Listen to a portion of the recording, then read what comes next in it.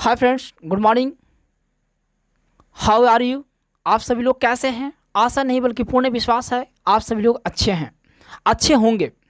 आज मैं इस वीडियो टॉपिक में मैं बात करने वाला हूं क्लास 9th, जिसमें हम लोग चैप्टर नंबर 4 साइंस में हम लोग जानेंगे यानी खाद्य संसाधन, जिसको हम लोग जानेंगे यानी खाद्य संसाधन यानी पौधे के बारे में जानेंगे कि आखिर मानव जीवन में यानी पौधा जो है से कैसे एक खाद्य संसाधन के रूप में आया। इसके बारे में इस वीडियो टॉपिक में यानी कंप्लीट इन्फॉर्मेशन ऑफ डिस्कस करने वाले हैं।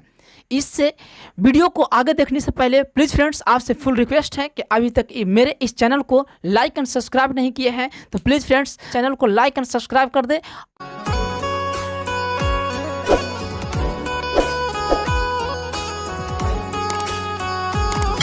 संसाधन के बारे में जानेंगे कि आखिर खाद्य संसाधन है क्या।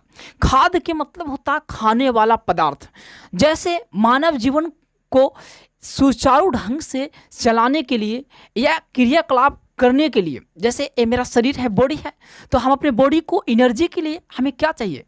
पोषक तत्व की आवश्यकता पड़ती है, जैसे विटामिन्स यानी प्रोटीन, वसा, खनिज लवण, अनेक प्रकार की पोषक तत्वों को हमको आवश्यकता पड़ती है। इसके लिए हमको क्या चाहिए? भोजन चाहिए, खाद्य पदार्थ चाहिए। जब हम भोजन करते हैं तो भोजन के माध्यम से हमको सारे विटामिन, ये सब सामग्री यानी ऊर्जा हमारे शरीर को क्या होता मिल जाता है। तो फ्रेंड्स इस यानी पोषण के बारे में पूर्ण रूप से आपको यानी पार्ट 1 वीडियो में मैं पूरा डिटेल्स में दे चुका हूं। अगर अभी पिछले वाला वीडियो में आप जरूर आप देख लेंगे, पीछे वाला वीडियो में आप देख लेंगे पोषण के बारे में। हम लोग आगे आते हैं यानी फसल, जिसको हम लोग कहते हैं कृषि। कृषि कहते हैं यानी कृषि का इतिहास, यानी कृषि का इतिहास के बारे में थोड़ा जानेंगे हम लोग। तो देखिए, हम सबसे पहले जानेंगे कृषि का इतिहास। मानव जो था से सबसे पहले सर्वप्रथम यानी पेड़ पौधे पर क्या था, यानी पेड़ पौधे पर निर्भर था और आज भी है। तो अगर किसी मानव को अगर चाहिए, हमको जैसे चाहिए विटामिन चाहिए, तो विटामिन हमको कहाँ से मिलेगा? यानी फल से मिलेगा, फ्रूट से मिलेगा। तो यानी वो हमको कहाँ से प्राप्त होगा? यानी पेड़ से प्राप्त होगा। जैसे हमको आम चाहिए यानी आम चाहिए, इमली चाहिए, या फिर मान लिया अनार चाहिए, संतरा। अब बताइए ये सब सामग्री हमको क्या से यानी पेड़ से हमको प्राप्त हो रहा। तो ये सब चीज़ हमको शरीर का विटामिन के लिए ये सब सामग्री चाहिए। अगर हमको चाहिए यानी चावल चाहिए, चावल, गेहूँ या धान, बोलिए धान, बटरा, मक्का या खेसारी,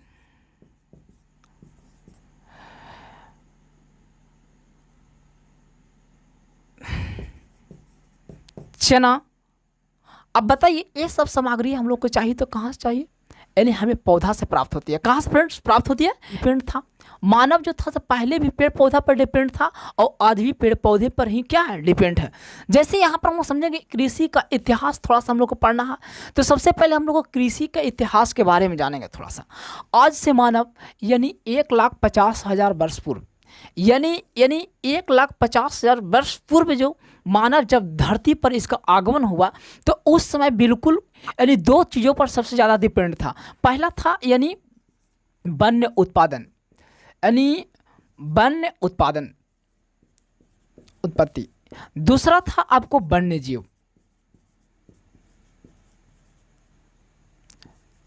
देखिए ये 2 चीज़ों पर सबसे ज़्यादा यानी पूर्ण रूप से मानव का था पहले डिपेंड था। कब? आज से 1,50,000 वर्ष पूर्व मानव, यानी कहने का मतलब ये हुआ यानी इतना वर्ष पहले जब मानव जब धरती पर आया, जन्म लिया, तो उस समय जो था मानव सबसे जंगलों में यानी रहना और रह करके जहाँ पे भोजन मिलता था उसी स्थान पर जा करके क्या करता है कि अपने यानी खा करके फल फ्रूट खा करके या जानवरों को मार करके कच्चे मांस खा करके अपने जीवन को क्या करता था? झाड़ियों में रह करके यापन कर लेता था। जैसे यहाँ पर देखिए वन्य की उत्पत्ति, वन्य यानी कहने के मतलब यानी जंगल में रह करके, जैसे जंगल में गया जहाँ तहाँ झाड़ी में निकला, जैसे कुछ यानी फल मिला। जैसे फल में आप लोग जान रहे हैं, टमाटर, भंटा, जो भी चीज़ ले सकते हैं, भंटा, या फिर मान के चलिए आप फल की बात करें, उस सब्जी के अंतर्गत आ जाएगा।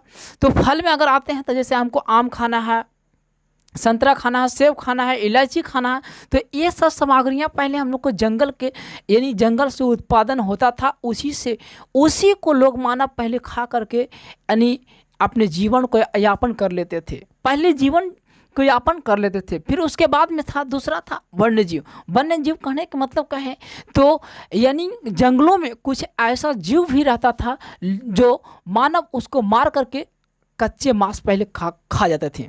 पहले आदिकाल मानव जो था से अपने जीवन जो था से घुमंतु जीवन व्यतीत करते थे। बल्कि कहने के मतलब क्या है कि जैसे आज से 12,000 वर्ष पूर्व, कितना 12,000 वर्ष पूर्व, यानी 12,000 वर्ष यानी पूर्व, यानी मानव जो था से अपने जीवन को यानी घुमंतु जीवन व्यतीत करता था। लेकिन जैसे जैसे मानव को यानी ज्ञान हुआ, विकास हुआ, उसे पता चला कि अरे हम तो बीज से यानी किसी भी फल का बीज या किसी भी अन्न के बीज के अंकुरण से हम क्या कर सकते हैं, यानी फसल को उत्पादन कर सकते हैं। तो लोग क्या करना शुरू किया, यानी ज्ञान जैसे जैसे बढ़ा, जैसे जैसे मान लिया कहा गया जनसंख्या इस धरती पर क्या हो गया, बढ़ते गया मानव को। अब मानव को जनसंख्या बढ़ते गया तो उसके लिए सबसे ज़्यादा महत्वपूर्ण है तो क्या है, वो है खाद्य संसाधन। जब बढ़ेगा जनसंख्या तो उसके खाने के लिए कुछ चाहिए ना, तो उसके लिए क्या चाहिए, भोजन चाहिए। तो भोजन हमको कहाँ से प्राप्त होगा, यानी पेड़ पौधे से प्राप्त होगा। तो पेड़ पौधे को, यानी कहने का मतलब पेड़ पौधे को जब प्राप्त हुआ तब पेड़ पौधे से हम कहाँ करते थे, पहले जहाँ तहाँ रख के अपने जीवन को यापन कर रहे थे। जहाँ फल मिल जा रहा था, जहाँ जीव जंतु मिल रहा था, वहाँ मार के कच्चे खा जा रहे थे लोग। पहले अपने जीवन जो था से जहाँ तहाँ झाड़ियों में छुप करके, यानी झाड़ियों में रह करके उसमें से फल फ्रूट को तोड़ करके खा करके उसी जगह पर क्या करते थे, अपने जीवन को यापन कर लेते थे। पहले जो जीवन जो था से एक ही स्थान पर केंद्रित रह के नहीं, बल्कि जहाँ तहाँ अपने जीवन को यापन करते थे, बल्कि लंगे एकदम ऐसे ही। लेकिन आज जो है जैसे जैसे मानव को 12,000 वर्ष पूर्व, जब आज के इतिहास, जब 12,000 पूर्व इतिहास देखा जाए तो जैसे जैसे मानव को ज्ञान हुआ कि नहीं बीज के अंकुरण से हम क्या कर सकते हैं, अन्न को उत्पादन कर सकते हैं, तो लोग वैसे वैसे मानव को आवश्यकता धीरे धीरे खाद का कौची होने लगा, बढ़ने लगा। और जब खाद्य सामग्री की आवश्यकता जब बढ़ने लगा मानव को, तो उस स्थिति में लोग सोचा कि नहीं कि हम लोग अंकुरण के माध्यम से, यानी बीज के माध्यम से हम लोग अनाज को उत्पादन कर सकते हैं। जैसे हम बताएं कि यानी पेड़ से जैसे हमको फल खाना है तो हमको आम खाना है तो हमको फल कहाँ से मिलेगा, पेड़ से मिलेगा। अगर मान लिया इमली खाना है तो हमको पेड़ से मिलेगा, अनार खाना है तो हमको ये भी पेड़ से मिलेगा, संतरा खाना है तो ये पेड़ से मिलेगा। अगर मान लिया जाए नारियल खाना है तो हमको कहाँ से प्राप्त होगा, ये सब चीज़ कहाँ होगा, यानी नारियल, ये सब चीज़ कहाँ से, यानी पेड़ से हमको प्राप्त होगा। अगर हमको चावल चाहिए, जैसे चावल, गेहूँ, धान, बटरा, मक्का, खेसारी, यानी ये सब चीज़ें हमको चाहिए, तिलहन सामग्री चाहिए, तो सूरजमुखी हो गया, सरसों तेल हो गया, ये सब चीज़ हमको चाहिए। तो हमको क्या चाहिए, ये सब चीज़ हमको पौधे से प्राप्त होता है। आलू हो गया, फूलगोभी हो गया, भंटा हो गया, ये सब सामग्री का चीज़ से, पौधे से प्राप्त होती है। इस तरीक़ा से मानव को जैसे जैसे विकास हो गया, लेकिन इस तरीक़ा से मानव काफ़ी दिनों तक के अपने जीवन को क्या किया, बिताते गया। लेकिन आए दिन प्रतिदिन मानव की जनसंख्या तीव्र गति से क्या होते गया, बढ़ते गया।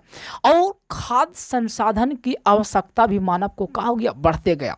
जब जनसंख्या बढ़ेगा तो खाने वाला लोग की मतलब चाहिए, खाद्य पदार्थ चाहिए। तो खाद्य पदार्थ जो है से मानव जो है से पेड़ पौधे कहने का मतलब फसल को उत्पादन करना शुरू करेगा, तभी तो हमको भोजन मिल पाएगा।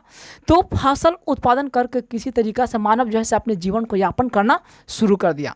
लेकिन कुछ दिनों के बाद क्या होने लगा कि जैसे जनसंख्या इतना तीव्र गति से बढ़ते जा रहा कि मानव को पौष्टिक तत्व, एक दिन ऐसा समय आ जाएगा कि मानव को जो है से भरपेट खाने के अन्न नहीं मिलेगा। जैसे हम एक उदाहरण दे रहे हैं कि जैसे अगर आपको घर परिवार में एक पिता का 4 पुत्र है और उसका मात्र मान के चलिए उस पिता का 4 कट्ठा ज़मीन है, तो उस बेटों को यानी हिस्सा के मतलब जमीन का जब जायदाद का जब बंटवारा होगा तो उसका हिस्सा कितना कितना कट्ठा पड़ेगा, 3-3 कट्ठा पड़ेगा।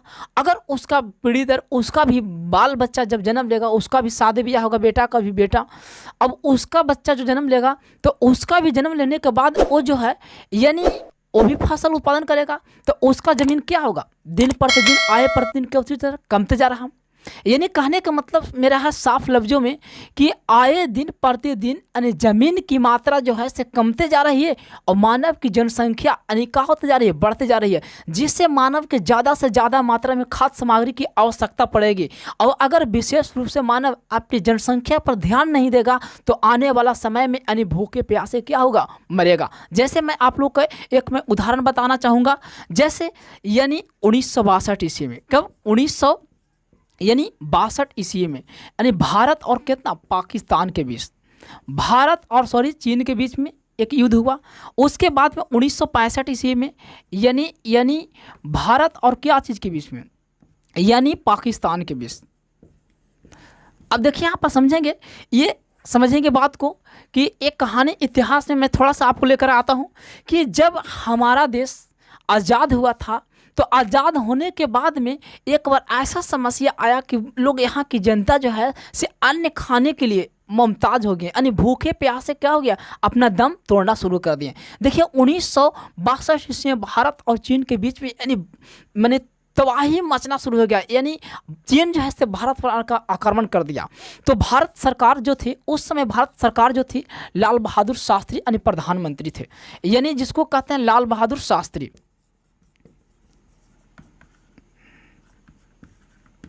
देखिए ये लाल बहादुर शास्त्री भारत के एक क्या थे, प्रधानमंत्री थे। लेकिन उस समय क्या हुआ कि जब युद्ध होना, जब चीन हमारे देश पर आक्रमण किया तो भारत के जो मेन नागरिक, मेन सदस्य जो था, प्रधानमंत्री जो था और भारत की जनता जो था से जितना भी अर्थव्यवस्था जो पैसा था सब युद्ध में इसको क्या हो रहा, पैसा का बर्बादी हो रहा है। जैसे गोला बारूद या अनेक प्रकार की, नाना प्रकार की, जैसे लाठी हो गया, डंडा, या मान के चलिए एक जैसे तोप चाहिए, तो वो सब सामग्री कहाँ से आएगा, उसके लिए क्या चाहिए, पैसा चाहिए। युद्ध में सिर्फ पैसा की ही बर्बादी होती है, पैसा के अलावा धन संपत्ति दौलत इन सभी चीज़ों को क्या होता है, नुकसान होता है, बर्बाद होता है। तो बताइए, ये तो पहला युद्ध यहाँ पर यानी भारत और पाकिस्तान चीन के बीच में हुआ, फिर उसके बाद में 2 साल के बाद 3 साल के बाद फिर से यानी भारत पर आन के पाकिस्तान आक्रमण कर लिया, यानी भारत और पाकिस्तान के बीच में एक बहुत बड़ा क्या हुआ, जंग छिड़ गया। और जब जंग छिड़ा तो इस अवस्था में बताइए भारत की स्थिति क्या होना, इस समय जितना भी दोनों लगातार जब युद्ध हुआ तो युद्ध में खाली अर्थव्यवस्था का क्या हुआ, तौहीनी हुई, मतलब बर्बादी हुई, खाली पैसा इसमें क्या होगा, नाश हो गया, यानी विनाश हो गया। भारत सरकार की स्थिति यानी पूरे भारत के नागरिक के यहाँ का स्थिति जो था से दिन प्रतिदिन दयनीय होते गया। दयनीय कहने का मतलब कहें तो बिल्कुल यहाँ भारत की स्थिति एकदम बिल्कुल कमज़ोर हो गया, एकदम निम्न हो गया। यहाँ की जनता जो था से अन्न खाने के लिए, अनाज खाने के लिए मुमताज हो गए, भरपेट किसी का अन्न नहीं मिल रहा, कोई भूखे प्यासे अपने दम को कहा रहा, प्राण को त्याग दे रहा, तोड़ते जा रहा।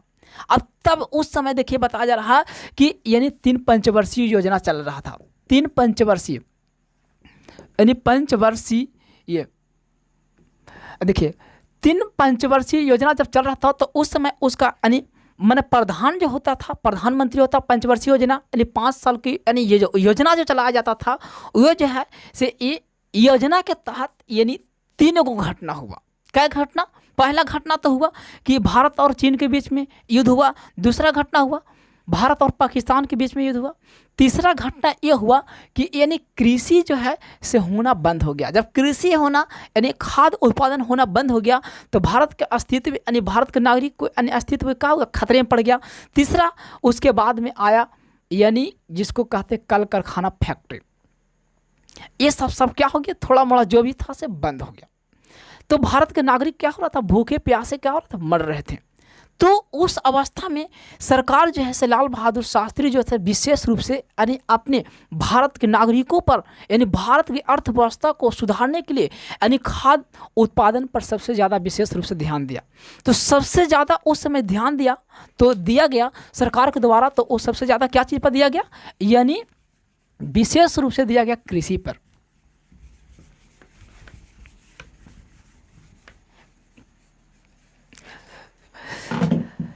देखिए इस समय क्या हो गया, लाल बहादुर शास्त्री, देखिए इस समय एक प्रधान था। अब ये जो है से क्या किया कि विशेष रूप से ध्यान दिया क्या चीज़ पर, कृषि पर, यानी कृषि पर ध्यान दिया। और उसके बाद में पहला दूसरा में दिया आपको अन्य उद्योग धंधा पर, उद्योग धंधा। तीसरा दिया आपको यानी शिक्षा पर ध्यान दिया। अब देखिए यहाँ पर जब कृषि पर विशेष रूप से सरकार ध्यान दिया तो उस समय पूरे भारत के नागरिक जितना वासी जो था से सभी लोगों को माने अर्थव्यवस्था सुधार करने के लिए, अपनी जीवन यापन करने के लिए ये क्या करने लगा लोग कि यानी कृषि पर विशेष रूप से सरकार पूरा फुल दम बहुमत से उसको ध्यान दे दिया। जब ध्यान दे दिया तो उसमें लक्ष्य रखा गया था यानी 2.1% यानी कृषि उपज करने का एक लक्ष्य रखा गया था पूरे भारत में। लेकिन आवश्यकता से अत्यधिक यानी 3.6% यानी 3.6% जो है यानी आवश्यकता से अत्यधिक क्या हुआ कि भारत में यानी क्या हुआ यानी कृषि उपज होने लगा। तो कुछ क्षण के लिए फिर धीरे धीरे मानव को जो अस्तित्व, जो भारत के नागरिक को जो था से धीरे धीरे अस्तित्व कवच होने लगा, सुदृढ़ होने लगा। जब खाने के लिए अगर हमको विकास करना है तो सबसे पहले हमको खाने की व्यवस्था करना होगा। अगर हमारे घर में अगर खाने की व्यवस्था फुल रहेगा तब जाकर के धीरे धीरे हम अपने घर को क्या कर सकते हैं, विकास कर सकते हैं। ठीक उसी प्रकार से भारत जो है सबसे पहले अन्न को क्या किया, उत्पादन किया। और अन्न जब उत्पादन किया तो फिर दिमाग थोड़ा सा काम किया, यानी यहाँ की जनता को, यहाँ के प्रधान जिसको बोलेंगे लाल बहादुर शास्त्री, प्रधानमंत्री, मुख्यमंत्री, चीफ मिनिस्टर जिसको कहते हैं, इन सभी को यानी फिर विशेष रूप से ध्यान दिया उद्योग धंधों पर। जैसे कहने का मतलब जब अब खाने की व्यवस्था, हमको अनाज आ गया तो उसके लिए हमको उद्योग चाहिए। उद्योग जैसे छोटा छोटा कुटीर उद्योग, कल कारखाने, फैक्ट्री, ये सब चीज़ छोटा छोटा उद्योग यानी बनवाना का कर दिया, शुरू कर दिया सरकार। फिर विशेष रूप से फिर शिक्षा पर ध्यान दिया। तो इस तरीक़ा से क्या हुआ कि धीरे धीरे इतिहास जो है से पूरा यानी चलते आया। अब इस तरीक़ा से अब हम लोग तो इस समय यानी क्रांति आया एकाएक। अब देखिए कृषि के क्षेत्र में क्रांति आया कैसे से हम लोग समझेंगे। जैसे इसमें क्रांति आया, जैसे हम लोग कहते हैं हरित क्रांति, हरित क्रांति, श्वेत क्रांति, उसके बाद में बोलते हैं रजत क्रांति, मत्स्य क्रांति,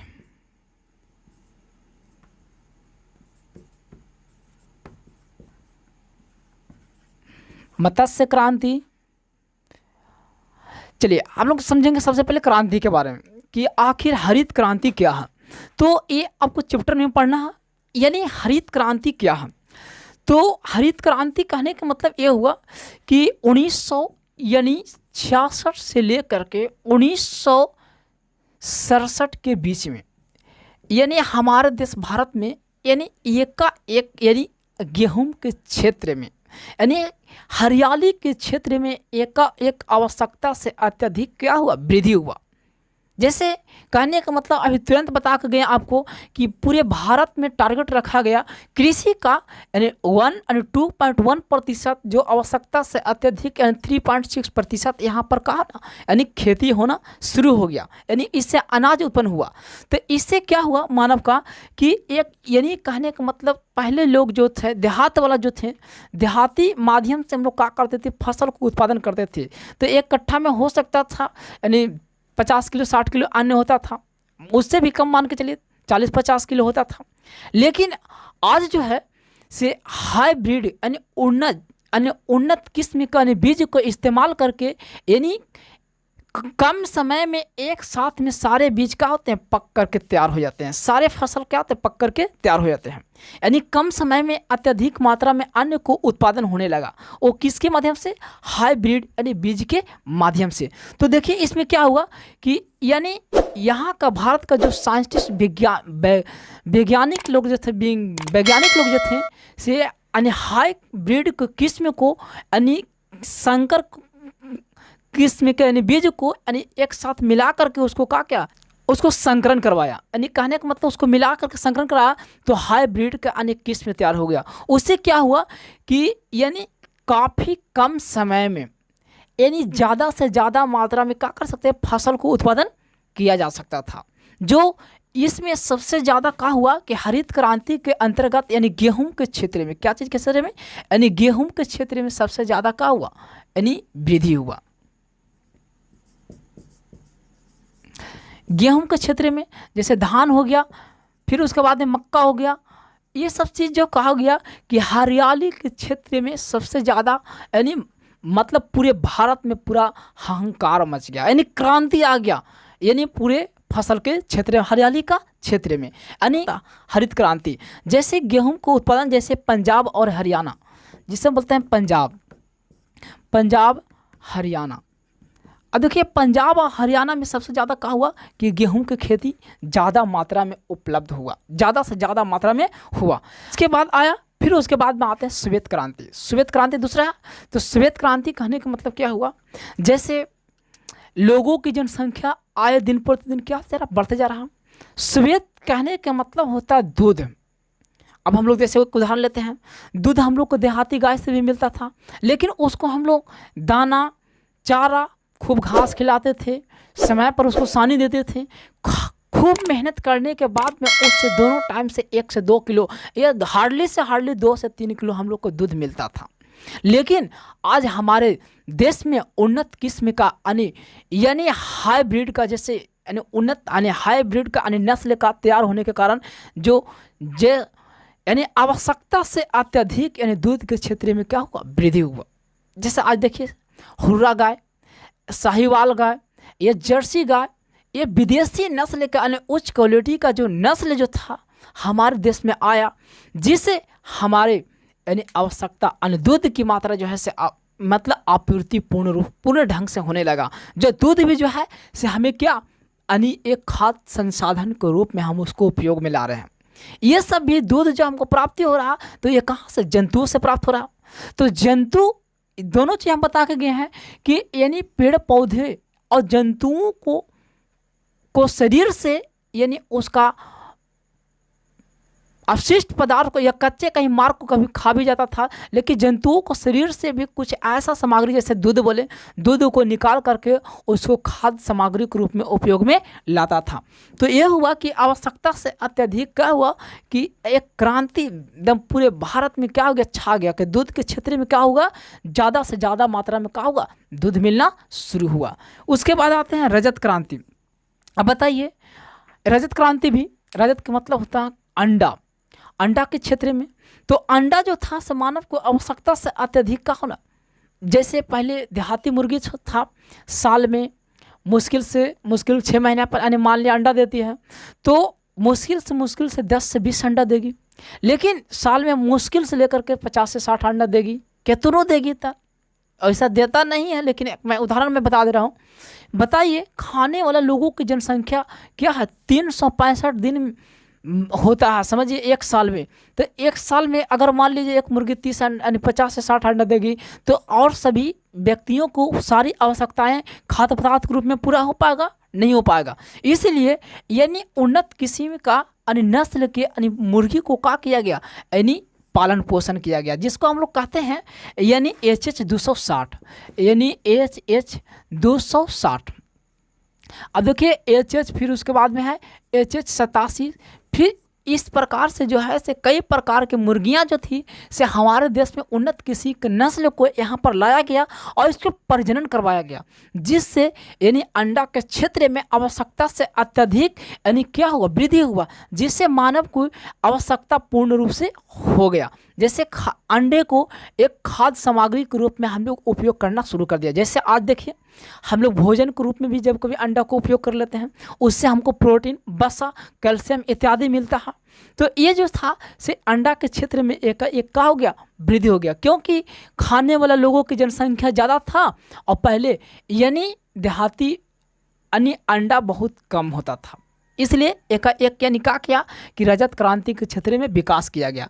अब मत्स्य पालन आते हैं, आपके अगला आते हैं हम लोग को तीसरा अनिवार्य, चौथा आते हैं मत्स्य पालन। आखिर मत्स्य पालन क्या होता है?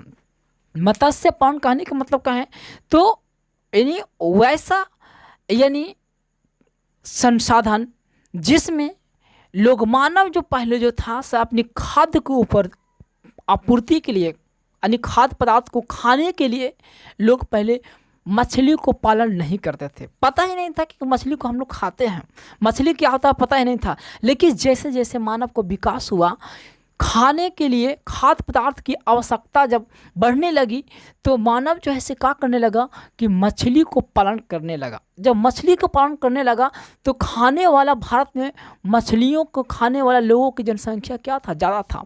इसके चलते मानव को पूर्ण रूप से मछली यानी आवश्यकता पूर्ति नहीं हो पाता था, खाद्य पदार्थ पूर्ण रूप से नहीं मिल पाता था।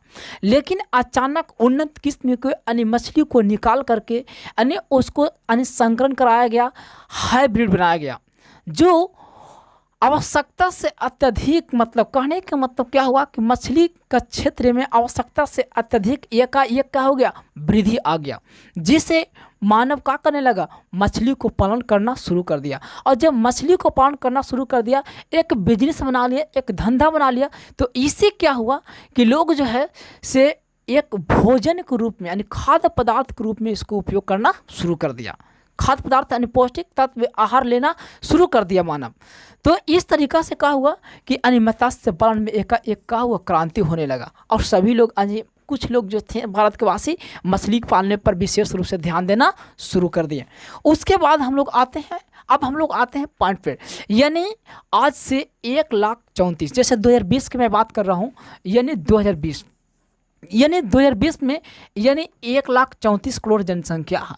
यानी 1,34,00,000 करोड़ जनसंख्या में यानी खाने के लिए अन्न की आवश्यकता चाहिए तो 2,41,000 यानी 2,41,000 टन, ये 2,41,000 टन यानी क्या चाहिए, अन्न की आवश्यकता है। तो बताइए अगर मान लिया जाए 2,41,000 टन अनाज यानी भारत में नहीं होगा, तो बताइए 134 करोड़ जनता जो है से यहाँ जीवित रहना संभव रहेगा? ये 2020 के मैं अनुसार मैं बता रहा हूँ। अब बताइए इस तरीक़ा से जनसंख्या का होता जा रहा, बढ़ते जा रहा, और खाने की खाद्य पदार्थ की सामग्री एक का होता जा रहा, कमते जा रहा। तो 241,000 टन आवश्यकता चाहिए। अगर नहीं पूर्ति होगा 241 टन, तो बाकी लोग तो क्या होंगे, भूखे मरेंगे, प्यासे मरेंगे। अन्न का आपूर्ति नहीं होगा तो भूखे प्यासे मरेंगे ना। इसलिए सरकार विशेष रूप से कृषि पर ध्यान दिया। तो हम लोग जानेंगे कृषि के बारे में थोड़ा बहुत अब जानेंगे कि अगर इसी तरीक़ा से हमारे देश भारत में मानव की जनसंख्या बढ़ती गई और खाद्य पदार्थ की संख्या का होता जा रहा, कमते जा रहा, तो इन सभी आपूर्ति के लिए कुछ ना कुछ तो आखिर करना होगा। सबसे पहले हमको यही करना होगा कि जनसंख्या पर क्या करना होगा, नियंत्रण करना होगा, रोक लगाना होगा। तो देखेंगे सबसे पहले एक क्या हुआ कि एक कृषि को उत्पादन पर विशेष रूप से क्या किया गया, जोर दिया गया। तो पहले हम समझेंगे कृषि का उदाहरण समझेंगे, यानी कृषि क्या है, कृषि के बारे में जानेंगे। तो फसल की उगाह पद्धति, इसको बोलेंगे फसल की उगाह पद्धति।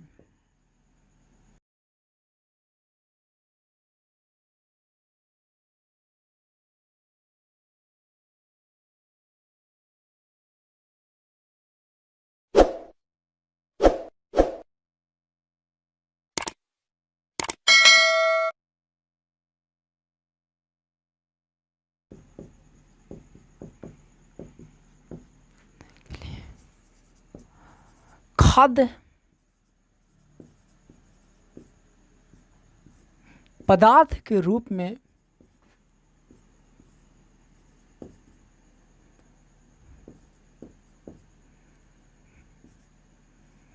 पेड़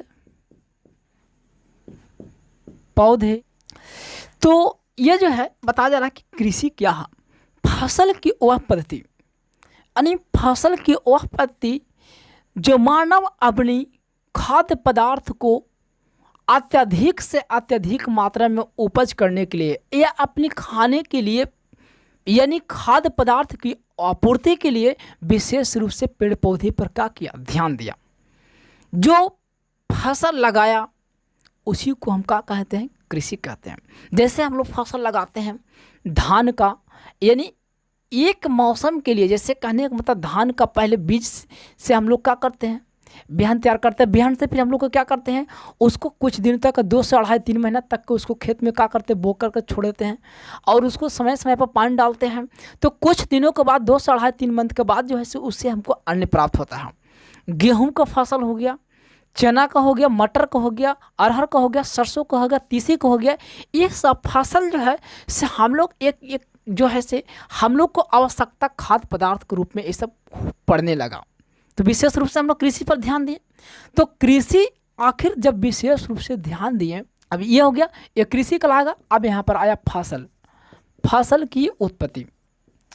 तो फसल की उत्पत्ति कैसे हुआ, जैसे जैसे मानव को अन्य खाने वाला भोज्य पदार्थ, खाद्य पदार्थ की आवश्यकता पड़े, वैसे वैसे मानव क्या करने लगा, विशेष रूप से फसल को उत्पादन करना शुरू कर दिया।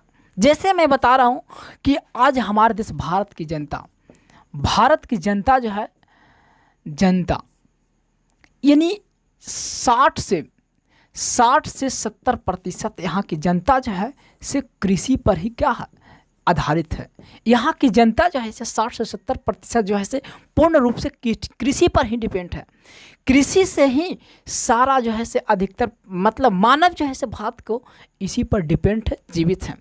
मात्र 30% ऐसा जनता जो है सो अन्य काम कार्य पर क्या है, निर्भर है। जैसे कहने का मतलब कहें तो इसी 30% में से कुछ ऐसे हैं नौकरी कर रहे हैं, कुछ ऐसे हैं जो छोटा छोटा कुटीर उद्योग काम करके अपने जीवन को भरण पोषण कर रहे हैं। जैसे कल कारखाना, फैक्ट्री छोटा छोटा, जैसे आपको हो गया चीनी भट्ठा हो गया, और भी ले लीजिए छोटा छोटा उद्योग, प्लास्टिक उद्योग हो गया, या मान लिया जाए चीनी फैक्ट्री उद्योग हो गया।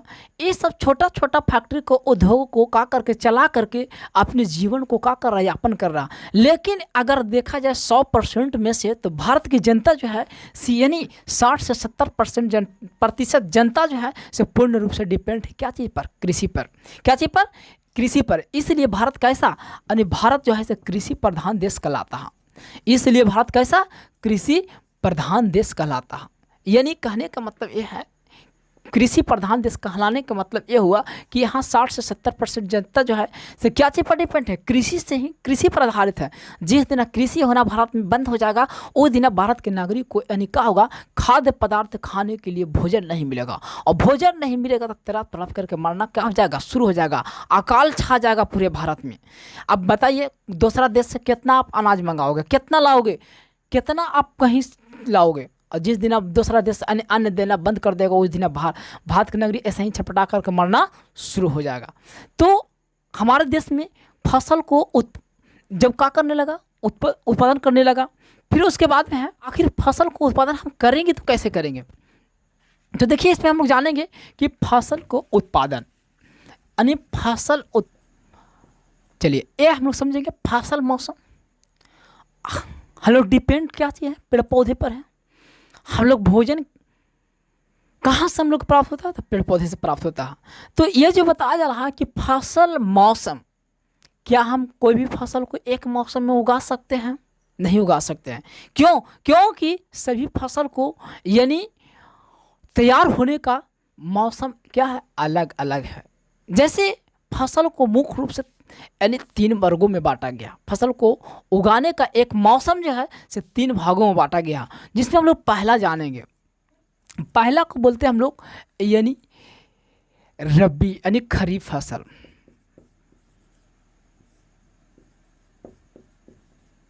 अब हम लोग जानेंगे कि खरीफ फसल है क्या, यानी इसको अंग्रेजी में बोलेंगे तो यही होगा खरीफ, खरीफ क्रॉप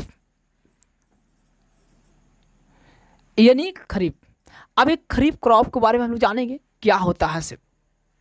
तो इसमें देखिए सबसे पहले जानेंगे खरीफ फसल होता क्या है। तो बोलेंगे वैसा फसल जो वर्षा ऋतु में उगाए जाते हैं। क्या बोलेंगे फ्रेंड्स, यानी वैसा फसल, यानी वैसा फसल इसको बोलेंगे वैसा फसल जो वर्षा ऋतु में उगाया जाता है। अर्थात कहने के मतलब यह हुआ कि वे सभी फसल जो जून जुलाई में बोया जाता है।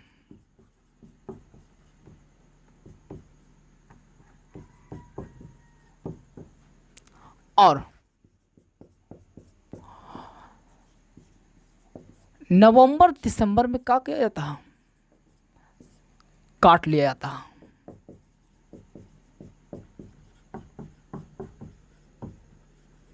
समझेंगे फ्रेंड्स। जैसे में इसके अंतर्गत आएगा धान,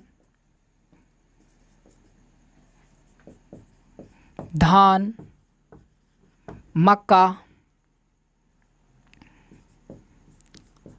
सब्जियां। चलिए इतना हम लोग पहले समझते हैं कि बताया खरीफ फसल किसे कहते हैं। बोलेंगे वैसा फसल, क्या बोलेंगे, वैसा फसल जो वर्षा ऋतु काल में उगाए जाते हैं या लगाए जाते हैं, उस फसल को हम क्या कहेंगे, वर्षा फसल, यानी कौन सा फसल कहेंगे, खरीफ फसल कहेंगे।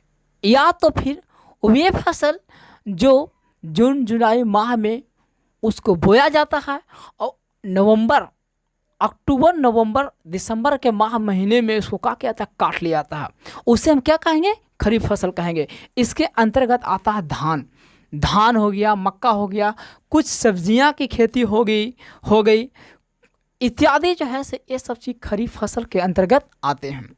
अब हम लोग जानेंगे दूसरा पॉइंट जो है से, ये जो है से खरीफ के बाद हो जाएगा यानी रबी फसल, कि आखिर रबी फसल किसे कहते हैं। इसको बोलते हैं अंग्रेजी में रबी ही बोलते हैं, रबी क्रॉप बोलते हैं, क्रॉप। आखिर रबी क्रॉप है क्या, इसके बारे में जानेंगे। तो रबी फसल कहेंगे किसे, तो बोलेंगे वैसा फसल जो नवंबर दिसंबर माह में क्या किया जाता है, बोया जाता है और फरवरी मार्च के माह में इसको क्या किया जाता है, काट लिया जाता है। यानी नवंबर, कौन सा माह में, नवंबर और दिसंबर, यानी बोलेंगे दिसंबर, इस माह में क्या होता है कि बोया जाता है। और फरवरी मार्च, जिसको बोलो फरवरी मार्च माह में इसको क्या किया था, पूर्ण रूप से फसल को क्या करता, यानी काट लिया जाता है, उसे क्या कहेंगे, यानी क्या बोलेंगे, रबी फसल कहेंगे। अगर ऐसे नहीं समझ में आ रहा तब बोलेंगे एक लाइन में और, कि वैसा फसल जो शीत ऋतु में क्या किया था, यानी शीतकाल में उगाया गया फसल को हम क्या कहेंगे, यानी रबी फसल कहेंगे। इसके अंतर्गत जो आता है वो आता है गेहूँ आ गया, चना आ गया, सरसों आ गया, सरसों, बटरा, दाल, खेसारी,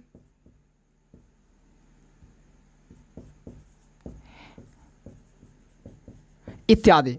ये जो है से सब के सब किसके अंतर्गत आते हैं, रबी फसल के अंतर्गत आते हैं।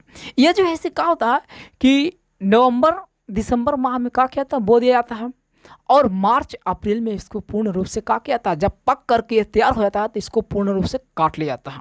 और काट करके इन्हें हम लोग क्या चीज़ के रूप में, यानी खाद्य संसाधन के रूप में हम लोग उपयोग कर रहे हैं। समझ में आ रहा है सारी बातें, क्योंकि जितना भी हम लोग पेड़ पौधे हैं सभी के सभी हमें एक साधन मिल रहा है और पेड़ पौधे से ही हम अपने लोग जीवन का कर रहे हैं, यापन कर रहे हैं। जिस दिन पेड़ पौधा फल देना बंद कर देगा, अन्न देना बंद कर देगा, उस दिन हम लोग खुद इस दुनिया से स्वर्ण लोग क्या हो जाएंगे, इस धरती छोड़ के चले जाएंगे। चलिए हम लोग आगे आते हैं। तो तीसरा आप लोग को हम बताएं, यह होता है ग्रीष्म फसल कहने का मतलब कहे तो इतना याद रखिए, वैसा फसल जो गर्मी के दिनों में उगाए जाने वाला, क्या बोलेंगे, वैसा फसल जो गर्मी के दिनों में उगाया जाता है उसे क्या कहेंगे, ग्रीष्म फसल कहेंगे। जैसे यानी मार्च अप्रैल, जैसे हम कहेंगे कि जनवरी यानी फरवरी मार्च से लेकर के जून तक के, जुलाई तक के, इसके आवर में, इसके बीच में जो फसल को उगाया जाता है उसी को हम क्या कहते हैं, ग्रीष्म फसल कहते हैं।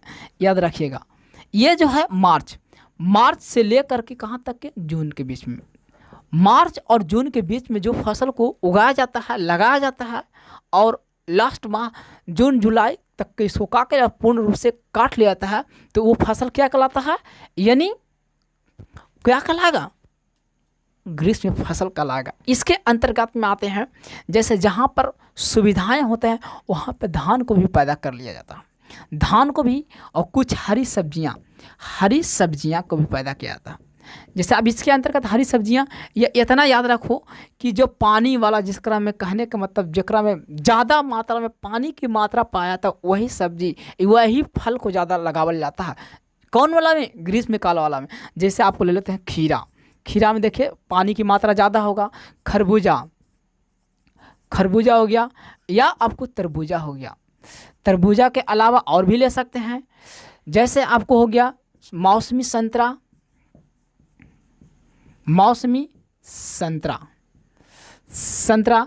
ये सब जो है से क्या कि पूर्ण रूप से एक किया जाता है, यानी जून के माह में, यानी फरवरी से लेकर के, यानी मार्च से लेकर के जून माह के बीच में इसको पूर्ण रूप से क्या किया जाता है, तैयार कर लिया जाता है। तो ये जो है सर ग्रीष्मकाल फसल कहलाता है। आशा नहीं बल्कि पूर्ण विश्वास होगा कि ये वीडियो आपको समझ में आया होगा। फ्रेंड्स, कैसा लगा ये वीडियो फ्रेंड्स, आप कमेंट बॉक्स में ज़रूर हमें बताएंगे, और जितना से जितना हो सके इस चैनल को लाइक और सब्सक्राइब करें, अपने दोस्तों के साथ में शेयर ज़रूर करें। जय हिंद।